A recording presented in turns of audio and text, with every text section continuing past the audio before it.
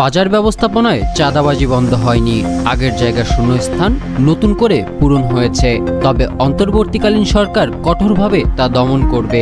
এ বিষয়ে উদ্যোগ নেওয়া হয়েছে বলে জানিয়েছেন অর্থ ও বাণিজ্য উপদেষ্টা ডক্টর সালেউদ্দিন আহমেদ। সোমবার 9 সেপ্টেম্বর সচিবালয়ে ইউএনডিপির প্রতিনিধি দলের সাথে বৈঠক শেষে এসব কথা বলেন অর্থ ও বাণিজ্য উপদেষ্টা। তিনি বলেন, অর্থনৈতিক খাত সংস্কারের ক্ষেত্রে প্রয়োজনে কারিগর ও বিশেষজ্ঞদের সহায়তা নেবে ইউএনডিপি। সারা দেশে সরবরাহ বাড়াতে ভোজ্য তেল ও রাইস ব্রাইন অয়েলের আমদানিও করা হবে বলে তিনি জানান। তিনি আরও বলেন, অন্তর্বর্তীকালীন সরকারের সাথে রাষ্ট্র সংস্কারের কাজও করবে ইউএনডিপি। সরকারকে অর্থনৈতিক এবং কারিগরি সহায়তা করবে প্রতিষ্ঠানটি। এছাড়াও ইউএনডিপির সাথে চলমান প্রকল্পগুলো চলবে এবং আগামীতে আরও নতুন প্রকল্প নিয়ে বর্তমান সরকার কাজ করবে। হাসান, Pro 24।